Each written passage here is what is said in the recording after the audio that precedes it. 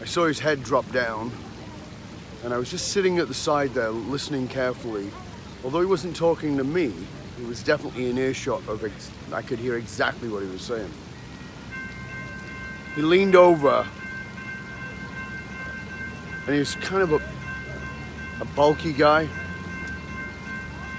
as in massively muscular, and he leaned over, a massively muscular guy leans over, and he said, I would have fought anyone who came between us. I would have busted up anybody who came in the way between us. I would have fought with my last breath to keep us together, and nothing was ever going to get in the way of that. That's what he had decided. And he goes, now, I have 2 big houses. I have a garage full of cars, and I have $20 million. And the person I was doing it all for is now the one fighting not to keep it, but to lose me. It was a fascinating conversation just to sit in silent observation of. Because what he went on to talk about was how he was doing the right thing, how he was certain that he was doing the right thing. He was fighting for his family. He was fighting for this woman that he loved so much, for this marriage that he wanted so much. But as he continued on, what he revealed was that he was working sometimes as much as 18 hours a day. But he was doing it all because he wanted to create a life for them that they could show off. He wanted a life for them that would make his family and his friends kind of like envious of the world that he created. He wanted people to see how well he'd done for himself and how well he'd done for his family, and that all the stuff they had said about him was wrong. They had called him a loser when he was a kid, he said, but he wasn't a loser, he was a winner, and he was going to prove that he was a winner. And he'd gone from being a skinny kid to being a massively muscular guy. He'd gone from being this loner who couldn't be in a relationship to being in a long-term marriage for 18 years, I think he said. He'd been gone from being a high school dropout to being this multi-million-dollar entrepreneur. Gone from driving a beater to having a garage full of fantastic cars. And now the woman he was doing it for, the person who mattered most to him in life, wanted a divorce. He was heartbroken. I was watching this man, this huge guy, cry. Saying, I don't understand. The very thing I was working for, the very person I was putting it all together for, is the one who is leaving. I don't get it. I don't understand why. And here's what he said. I just was trying to do the right thing. You see, there's a great deal of difference between the right thing and the true thing, what's right for you, what's true at a heart and soul level. What he was actually doing was he was building this world to compensate for his inadequacies, to compensate for the things that he felt inadequate about when he was a kid. He was doing those things to feel better about all the terrible things he was carrying around from his childhood. But that wasn't going to get him what he actually wanted. It got him all the stuff, that's for sure.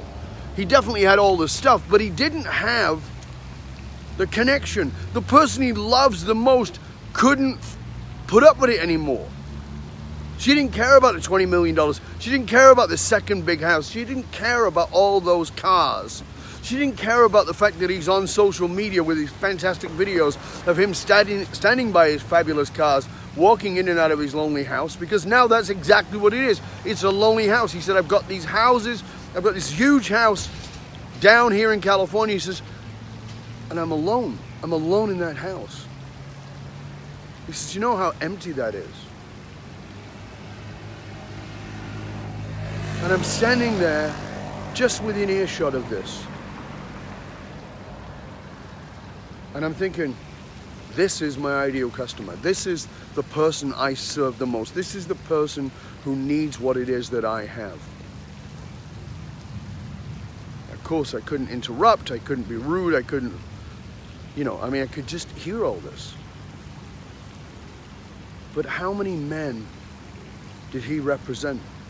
How many highly successful entrepreneurs, executive leaders, whatever it is, family business owners, are just like him? They've made so much money. They've got all the stuff. And they did it all, and this is true. You've got to get this. It's true that they did it all for their family. They did it all because they wanted their family to have something better. They did it all because they wanted to give their family what they didn't have. They didn't want their children to have the inadequacies that they had suffered. But they never learned the line between overwork and underwork. They never learned the line in between, which is called working for your soul, connecting with what matters most. You see, each one of us came to this planet to serve in our own particular way, but what we end up doing is serving our inadequacies. We end up serving something that tells us that we're not good enough. So we're always out there trying to prove that we're good enough, rather than saying, what am I here to give? And yeah, you can make a lot of money doing that, but you can also understand your priorities. You can understand that your wife, your kids, the people you love are more important. So often I see these men who are addictions are rampant within them, whether it's workaholism or alcoholism or narcotics or whatever it is, but so much of it is gone down the drain because they were trying to do the right thing.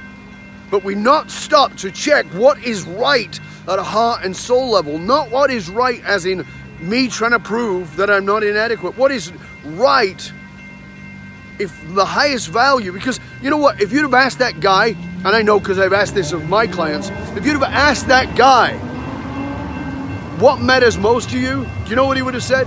I know what he would have said. You probably know what he would have said. He would have said family. What matters most to me is my family. What matters most, what I care about more than anything is my family. But he doesn't have it anymore. Why? Because what he cared about most and what his priorities were vastly different. And that's the downfall. That's the downfall. But most people do not know how to get off that track. We talk about people having a job and being on a hamster wheel. Well, you know what? There's a bigger hamster wheel. That bigger hamster wheel is exactly what happens for many entrepreneurs, for many leaders.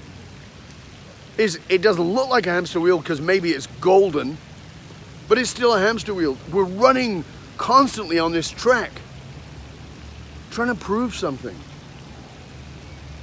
I want you to stop for a moment and ask yourself, you tell me, write in the comments below, tell me, what is the truth? Write this down. What do I value most? Write the top 3 things you matter more than anything. You got them? Write them down. 1, maybe it's family. 2, maybe it's health. I don't know. You write down whatever it is for you. Maybe it's your religion, your faith, whatever it is. It's not on me to judge it. It's on you to write it down, whatever it is, whatever you feel is the top 3 most important things to you. Okay? When you've gotten those down, then you ask yourself this one question. Does the time I spend with those values match to them being the hierarchy? So for instance, if at the top of your list is family, then you ask yourself, how much time do I spend with my family? Now you go, oh yeah, well I don't spend that much time with my family, but I'm doing the work for my family. Well, guess what? You end up like that guy I just told you about if you do that. That's called a justification for abandoning your values. Listen, I'm asking you to come home to your soul. The things that have made you successful, they're great. I recognize them, I honor them, I respect everything you've done to get to create the success that you've had. But here's the news, here's the thing you've got to get at the depth of your being, and that is this. If there's a misalignment between where you put your time and your energy with those values, all you're doing is justifying. So you write below, tell me, what are your top 3 values? What are the top 3 most important things to you, more than anything? And then share whether that is in alignment with the time you spend. And when I say time you spend, it's not just hours, it's how present you are with that. So you might say, well, I spend 6 hours with my family on this day or what that day is. Yeah, but were you present? Were you constantly checking your phone? Were you constantly checking email? Were you constantly checking your numbers? Whatever it is, check yourself. Is there an alignment between your values and the time you are present with the things that you say matters most? If you're not, it's time for a reassessment, my friend. My name is Dov Baron. I'm the founder of Full Monty Leadership, and I'm here to serve you, to assist you tapping into your deep greatness, to find that one thing that changes everything in your life, in your business, in your leadership. Stop messing about. If you're really serious, reach out to me. I'm here to serve. Thank you. Please share this show with everybody you know, particularly those you know who really need it. Until next time, this is Dov Baron saying stay curious, my friend. Stay curious about whether you are aligned with what's right and what's true.